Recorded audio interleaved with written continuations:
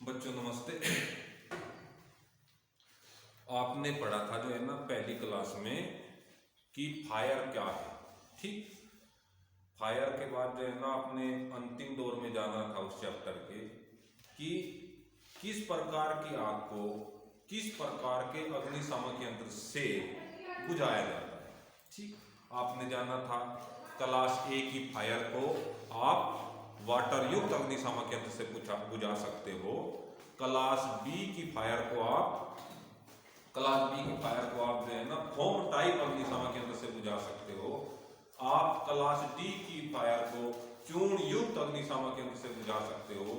आप इलेक्ट्रिसिटी वाली फायर को आप सीटीसी जो है ना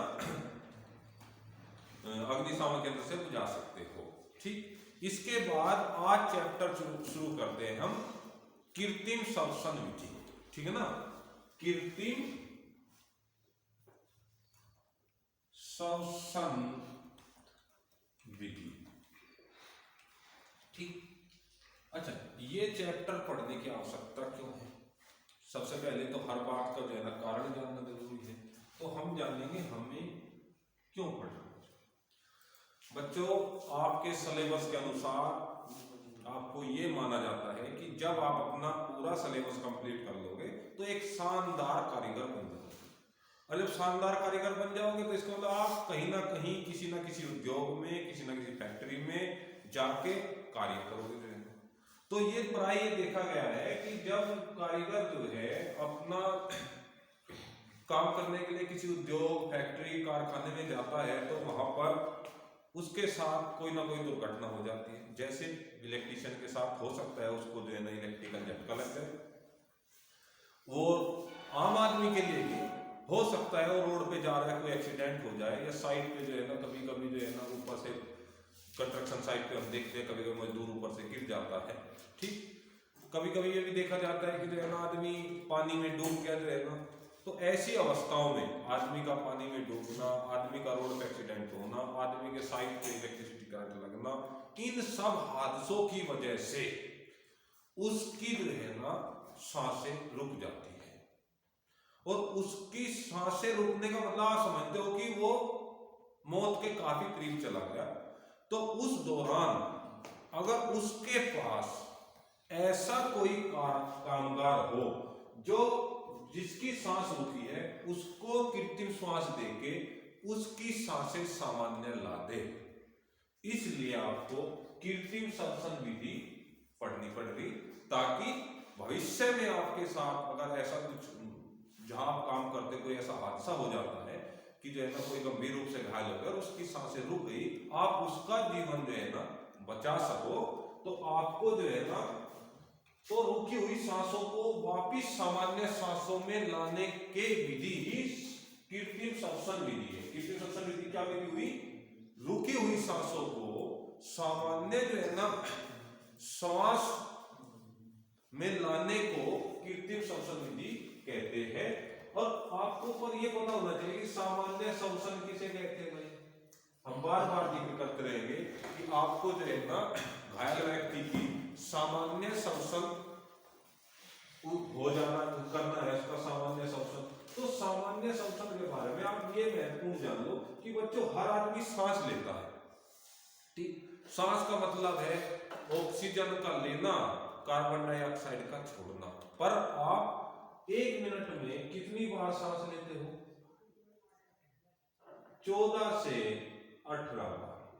ठीक, जब भी किसी व्यक्ति की हादसे में श्वास रुकेगी तो बड़ी देरी से ले रहा, तो आप तक जो कृत्रिम विधि आप पढ़ोगे तब तक जारी रखना है जब तक उसकी सांस लेने की दर 14 से 18 बार प्रति मिनट ना हो जाए। क्योंकि एक ये माना गया है, साइंस ने ये बताया है कि सामान्य व्यक्ति एक मिनट में 14 से 18 बार सांस लेता है। और साथ साथ चाहे तो आप इन दोनों की बातें भी जान लो, जब हम सांस लेते हैं, मान लें इनपुट मान लो, और सांस आप छोड़ते हैं, तो जब आप सांस लेते हो ना बच्चों, उसमें आपके अंदर केवल ऑक्सीजन ही नहीं जाती, उसके अंदर नाइट्रोजन भी जाती है, उसके अंदर ऑक्सीजन भी जाती है, उसके अंदर कार्बन डाइऑक्साइड भी जाती है। पर आप जब सांस छोड़ते हो तो क्या होता है, आपका सांस छोड़ने में क्या क्या बाहर आती है, नाइट्रोजन जितनी जाती है उतनी बाहर, कार्बन डाइऑक्साइड जाती 21%, बाहर आती 17%। कार्बन डाइऑक्साइड जाती जो है ना 0.3% और बाहर आती कितनी 4%। ठीक, ये तो एक नॉलेज की बात है, परंतु ये आपको पता होना चाहिए जो है ना, एक पढ़े लिखे जो है ना कामगार। कृत्रिम श्वसन विधि के प्रकार, कृत्रिम श्वसन विधि का प्रकार, जैसे आपके यहां सिल्वेस्टर विधि का चार्ट लगा है बराबर में जो है ना, तो एक सिल्वेस्टर विधि होती है, दूसरा एक सैफर विधि होती है बच्चों, तीसरा सिल्वेस्टर विधि, सैफर विधि, आप मुंह से मुंह विधि, सबसे बेस्ट यही है, मुंह से मुंह विधि। चौथा, आजकल जो है टेक्नोलॉजी बहुत विकास कर दी, तो एक ऐसा यंत्र भी बना दिया जिसके द्वारा आप कृत्रिम श्वसन यंत्र, अच्छा कृत्रिम श्वसन यंत्र, तो ऐसा यंत्र भी बना दिया है, ठीक है ना। तो इन्हीं के बारे में हमें डिटेल से पढ़ना है। सबसे पहले आप सिल्वेस्टर विधि पढ़ोगे। सिल्वेस्टर विधि पढ़ने के लिए सबसे पहले तो ये जानो ये कब दी जाएगी। देखो, सारी विधि अलग अलग स्टेज में दी जाती है। सिल्वेस्टर विधि कब दी जाएगी, जब आप छाती की तरफ से घायल हुए हो, ये चित्र में देखो, तो हमें पढ़नी है ये सिल्वेस्टर विधि। ठीक, सिल्वेस्टर विधि में बच्चों आपने तो पढ़ लिया कि जो है ना कब यूज होती है, जब आदमी की छाती पे चोट हो। यूज कब होगी, कब इसका यूज की जाती है, जब आदमी के छाती पर सीने की तरफ से आदमी जल गया हो, फूक गया हो, ठीक है ना, ये तब यूज की। ठीक, ये याद रखना। और अब जानना है कैसे यूज करेंगे। ठीक ठीक, कैसे यूज करेंगे और कब में कैसे यूज करेंगे। कब में एक बात होगी, तुरंत यूज की जाते हैं, जैसे आदमी मूर्छित हुआ ना तो तुरंत, ठीक, और 30 मिनट के अंदर, क्योंकि ये माना गया है साइंस में कि जो आदमी मूर्छित हुआ, जिसकी सांस अवरुद्ध हो गई, उसके लिए 30 मिनट गोल्डन आवर होते हैं। अगर उसमें उसको फर्स्ट एड मिल गई, किसी कामगार ने उसकी कृत्रिम श्वसन चालू लाती जो रुकी हुई थी, तो उसकी बचने की संभावना है। अगर बेहोश व्यक्ति को 30 मिनट के अंदर कोई भी जो है ना श्वसन विधि ना दी गई, कोई भी फर्स्ट एड ना दिया गया, तो उसकी मौत लगभग तय हो जाती है। इसलिए 30 मिनट के अंदर। ठीक, और कैसे देने से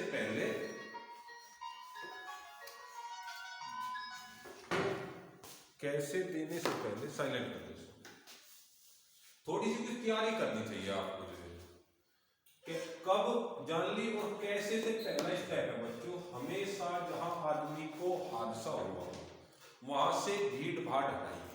ठीक, सबसे पहले आदमी जहां चोट लगती है में क्या होता है, उसके चारों ओर आदमी घेर लेते हैं, उससे क्या होता है ऑटोमेटिक वहां जो है ना उसको सांस लेने में दिक्कत होती है। सबसे पहले वहां उसके चारों तरफ भीड़ भाड़ हटाइए और उसको उठा के, जब उसके जो है ना छाती पे सीने पे चोट है, तो ऑटोमेटिक समझदारी कहते हैं उसको कैसे लेटाना है, पीठ के बल लेटाना। चित्र में दिया है, जब छाती पे पीठ के बल लेटाने, पैर एकदम सीधे कीजिए। ठीक, और क्या करना है, इसके कपड़ों को ढीला कर देना है। आपको क्या करना है, इसके कपड़ों को ढीला कर देना है। अरे आप ढीला कर दोगे, अब एक्चुअल में शुरू होगी सिल्वेस्टर विधि का स्टेप। ढीले करने के बाद बच्चों अब आप क्या करो, इसके हाथ अपने आप, ठीक, अपने आप उसके सिर के पास घुटनों के बल बैठ जाए। क्या शुरू हुई? पहले स्टेप क्या हुआ? पहली स्थिति में आपको खुद जो पेशेंट है उसके पास घुटनों के बल बैठ जाना है, घुटनों के बल चित्र की भांति बैठ जाएगा। इसके बाद इसके हाथों को देखो, इसने इसके हाथों को खोल रखा है, इसकी जो है ना जो फुल बाजू की शर्ट थी उसको चढ़ा दिया। इसके हाथों को जो है आप ऐसे मोड़िए, ऐसे मोड़ने से ठीक है ना इसकी छाती पर ऐसे लाने हैं। पहली स्थिति ये, इसके बाद इसके जो है ना इसकी छाती पे ऐसे लाने, और इसकी छाती पे ऐसे लाने पे फिर आपको थोड़ा सा दबाव देना है। इस जैसे ही आप दबाव देंगे तो बच्चे जो है ना इसके जो है ना फेफड़े दबेंगे और इसकी जो है ना थोड़ी सी जो है ना कार्बन डाइऑक्साइड बाहर आएगी।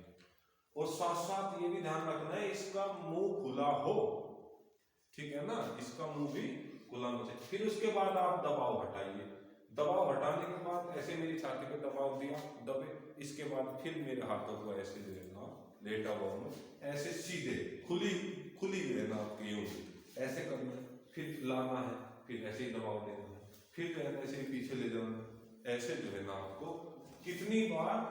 प्रति मिनट 10 से 14 बार करना है। कितनी बार करना? प्रति मिनट 10 से 14 बार करनी है। और कब तक करते रहना है? जब तक इस व्यक्ति की श्वास दर सामान्य ना हो जाए। वो आप पहले जान चुके हो, प्रत्येक आदमी की 14 से 18 सांस लेने की दर सामान्य, तब तक ये करते रहेंगे।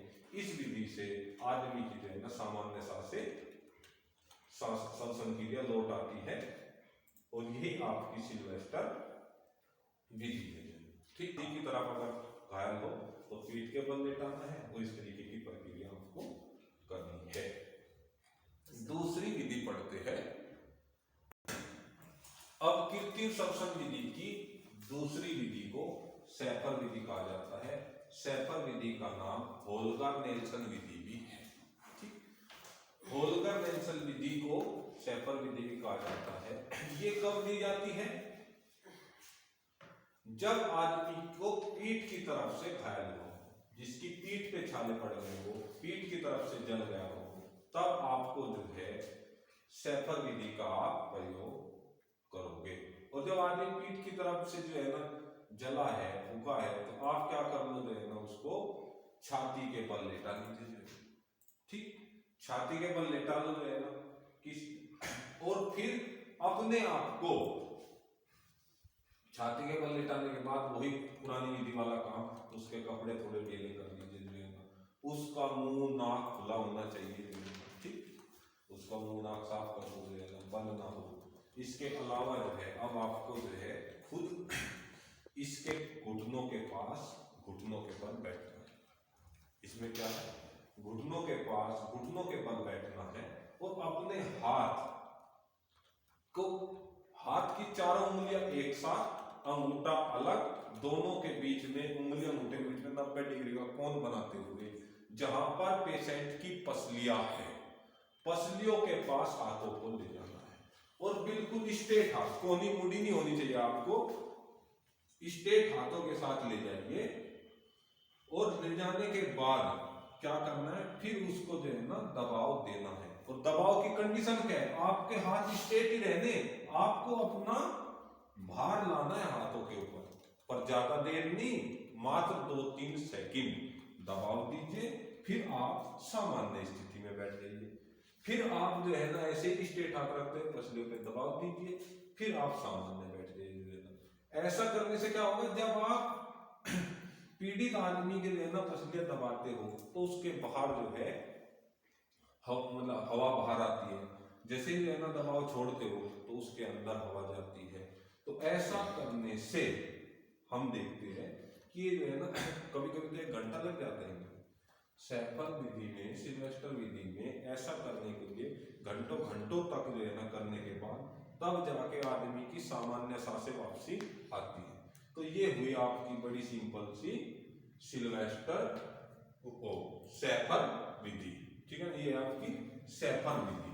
अब दोनों आपने पढ़नी, दोनों में क्या समानताएं हैं, क्या जो है ना अंतर है, इसमें नहीं चलने बोले तो बहुत जल्दी खत्म होगी। इसमें जो है ना आप देखो दोनों विधि में क्या समानताएं है और क्या विषमताएं है जो है ना। तो दोनों की तुलना अगर हम कर ले तो आपको बच्चों ज्यादा याद रहेगा जो है।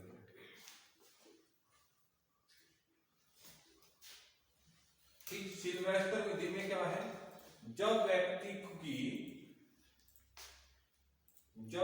की जो है ना छाती या सीने की तरफ से घायल हो तब सिल्वेस्टर विधि दी जाएगी, और जब आदमी पीठ की तरफ से घायल हो तब जो है ना शेफर विधि दी जाएगी। ऐसे ही दूसरा क्या है, इस विधि में आदमी को जो है ना, सिल्वेस्टर विधि में आदमी को आप पीठ के बल लिटाएंगे,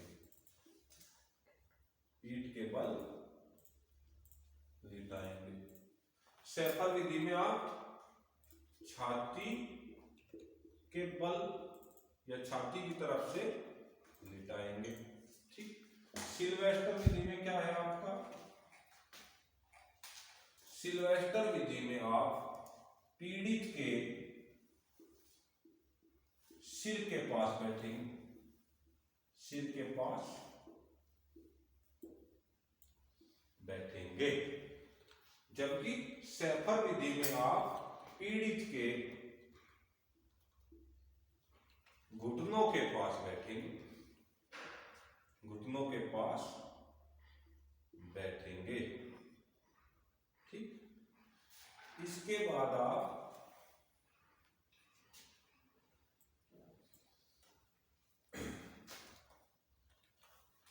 अब इसकी जो है ना प्रति मिनट, इसके बाद जो है ना यही बात आई कि आप इसकी जो है ना पसलियों पे दबाव देंगे जो है ना। ठीक। इसकी पसलियों पे दबाव देंगे जो है ना, इसके भी जो है ना वही छाती पर दबाव दोगे आप जो है इसकी, या यूं कह लो इसकी पीठ पर दबाव दिया जाएगा, इसकी पीठ पर दबाव दोगे, दबाव। और कितना माप के ध्यान रखा करो, 2-3 सेकंड,